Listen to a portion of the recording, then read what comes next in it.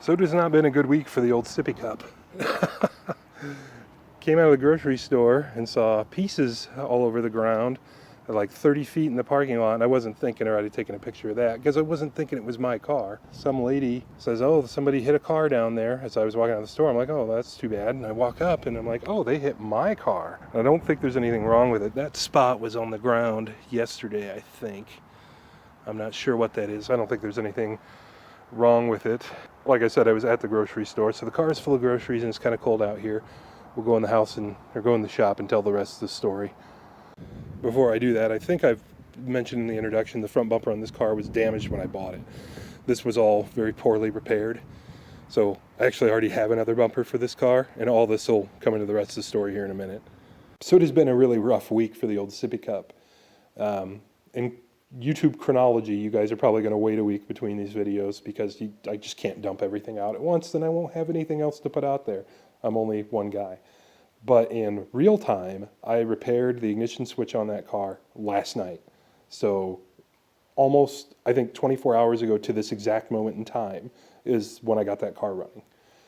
So I've driven that car like 23 miles between the ignition switch getting replaced and this guy smashing my bumper off. It hasn't been a great week, and it's been probably 45 minutes since this all went down at this point. So pretty much as soon as this happened, I knew it was going to be a video because the car is on YouTube, right? This is one of the cars on my channel. I just didn't really know what that video would end up being. And I've had some time to think about how to frame it. And as weird as this is going to sound, and maybe it won't, maybe it will, is I think it's going to be a video of who's the bigger scumbag, me or the guy that hit my car.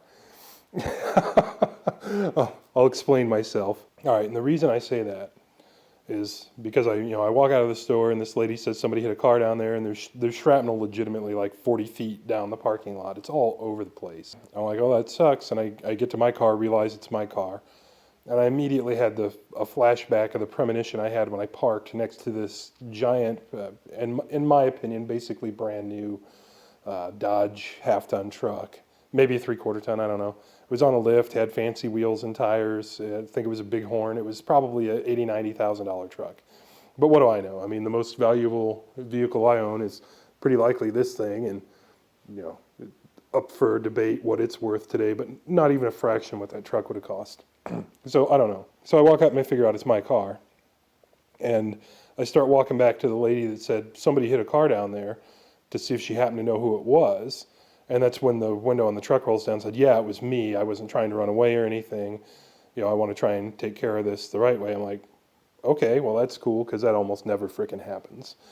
And 50-50 shot there that happened because that lady saw it happened and because it just had happened. It must have happened like a couple moments before I walked out of the store. So the guy immediately says, yeah, it was me that hit your car. I just wasn't paying enough attention when I pulled out because, again, parking premonition. This guy was parked way too close to my spot when I pulled into the spot, but I have been trained to basically to park next to assholes by people at my work. There's at least 4 people that drive similarly giant pickup trucks that don't know how to park them. So if I want to be able to park within eyesight of the door of my job, I end up parking next to somebody like that every day. And the Escort's small. It's an inconvenience, but it's not usually, usually people don't run into my car, but today was the exception. So I got kind of complacent with my choice of parking. So guy is like, he says, yeah, I hit it, it's something that happened. But the way he said it was kind of like he was expecting me to have any response other than, yeah, I wasn't even in the car, which is literally what I told him. Like, I wasn't even in the car, man. Of course this is your fault. I had no part of this. And I was parked like dead center in the space, which is what I always do. And I told him, like, well, it's clearly your fault, so it's up to you what you want to do. And he, I don't think, really knew how to take that or whatever. And I told him, like, look, man, I'll settle for cash. This isn't a very valuable car. He's like, I don't have any cash. I can't do cash. It's Christmas time. I don't have any cash. I'm like, okay, well, the next thing is to file an insurance claim on it, and they're going to hit you for like $1,000 or more for doing that, for any claim. Plus I assume he's got a deductible like everybody else. I'm like, are you sure you want to go this way? Yeah, man, I don't have any cash. I'm like, dude, I would settle I told him, I said, man, I've actually got another bumper for this car. I would settle with you on this for $200 because that's probably about what it'll cost to have it painted. And he's like, man, this Christmas time I don't have it. I'm like, okay, man, whatever you want. I mean, because ultimately I didn't damage his car. He drove into mine. But granted, I'm a scumbag too because that bumper's already trash and we all know it. And I don't know that he noticed it or not, but I certainly knew it was trash. That's why I wasn't making a huge stink about it. Because if I actually had to buy a new bumper for that car and have it painted and all that crap, that's probably about $1,000 for me to do that. And the car is nice enough I would want to do that. And he's, again, I don't have any money. And he just starts messing around on his phone. He didn't tell me what he's doing. He's just messing around on his phone. And he's doing this for a while, and it kind of looks like he might be texting somebody. I'm not sure.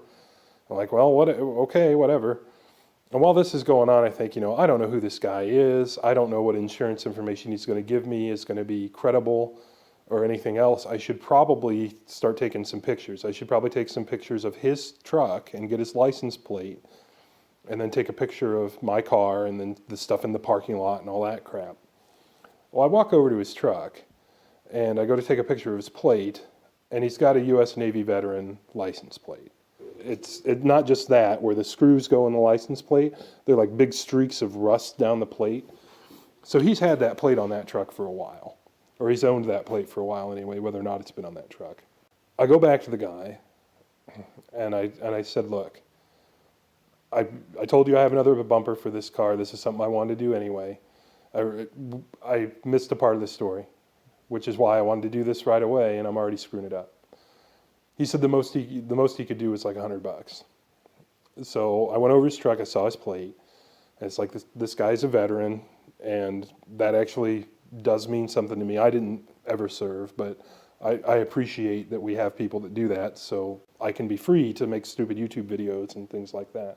I told the guy, look, I'll take the $100. That's probably about half what it'll cost to have it painted, which is true. It'll probably be $200, maybe even $300 to take the bumper to a body shop and have it painted. I'm getting ahead of myself again. I went back to him and I asked him, I said, is this your truck? And he says, yes. I said, so you own this truck?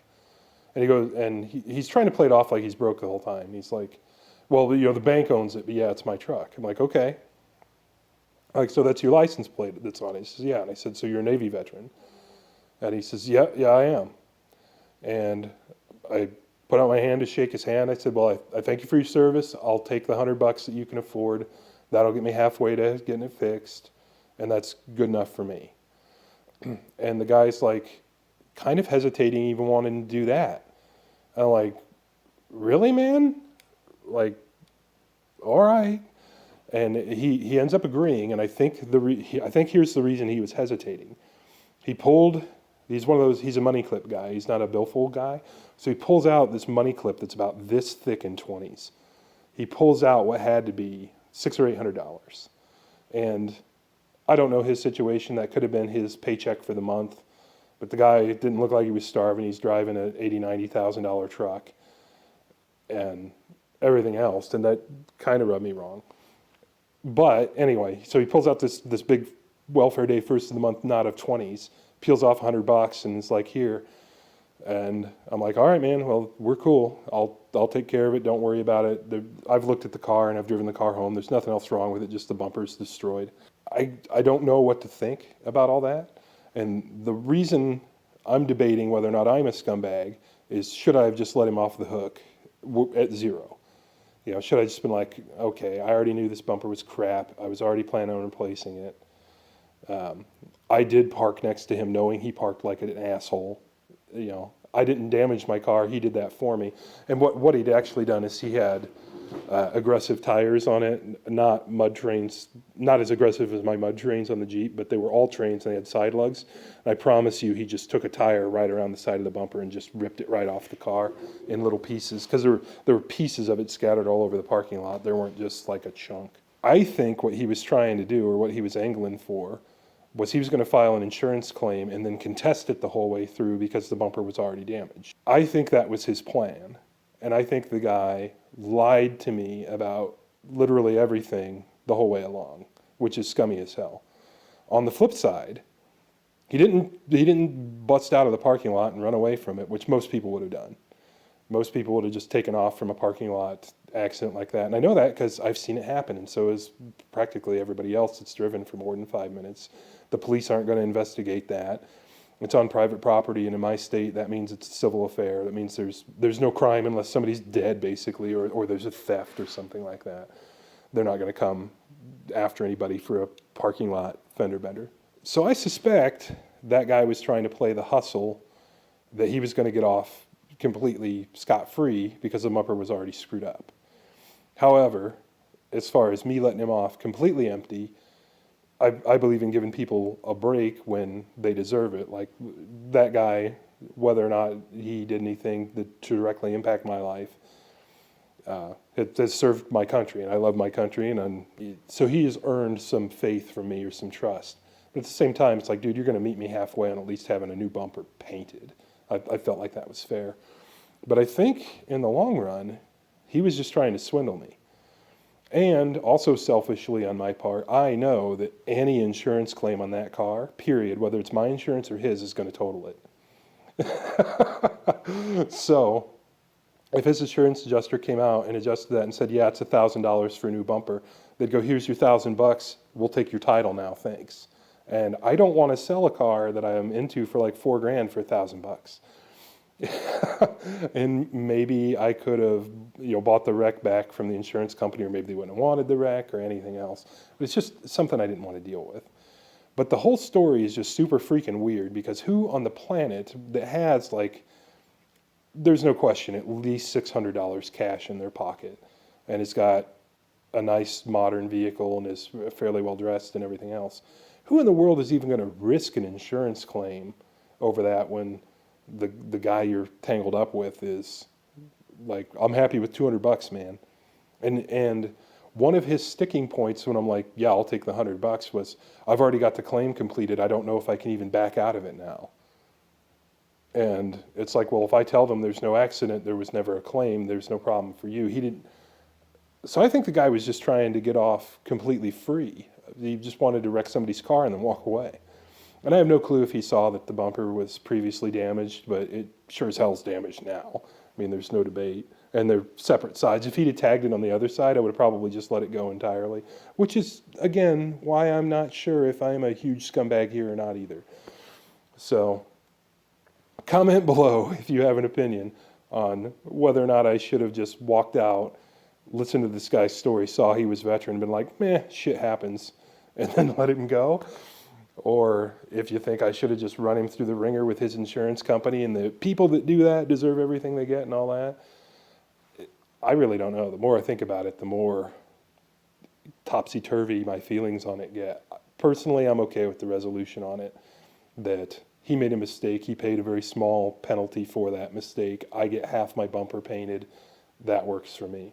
The only thing that sucks for me about this now is it's really not a good idea to drive a car around with like completely smashed panels, because you draw more attention from police, for one thing. If I'm driving that car at 2 a.m. for some reason, they're going to wonder if I'm drunk and I just hit a mailbox or sideswiped somebody.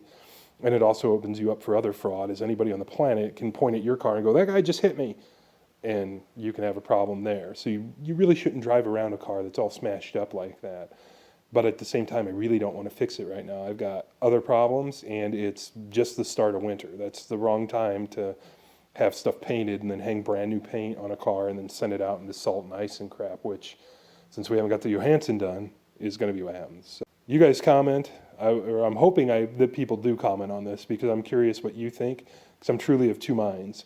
I don't know if I'm a huge scumbag because I wasn't just like, man, that bumper's trash anyway, and let the guy go, or if he's a huge scumbag and was just trying to hustle me and get off for nothing. And I'm leaning toward he's a bigger scumbag, but we're probably both a little scummy. Unless you think I'm making this whole thing up in entirety. So I've been down this road before. I had somebody rear end me. If I haven't told the story before, I'll tell it quick.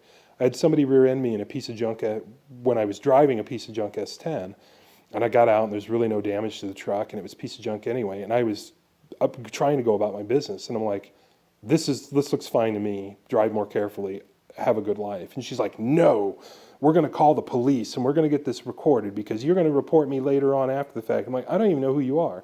I haven't even looked at the back of your car to know your license plate. How am I ever going to report you? And she insisted And I think I ended up with like a $500 check from her insurance on that deal. And I had to sit at the side of the road for like 2 or 3 hours to get it. So there is precedent for me doing stuff like this before. I've been hit twice, 2 other times in piece of junk cars. Same story, no real damage, and I didn't even talk to those people. Somebody opened their door into me once in the same truck that got rear-ended. And then somebody rear-ended my first S10 pulling out of a concert once. It was like a 5-mile-an-hour hit, and I just gave them a nasty look, and that was that. Rambling done. Comment below, who's the big scumbag? Is it me? Is it that guy? Are we both scumbags? What do you think? I'm Max, that's Saddington Bear, and we make videos like this all the time. Here are a couple links to some other videos we've made, and we really appreciate you guys stopping in.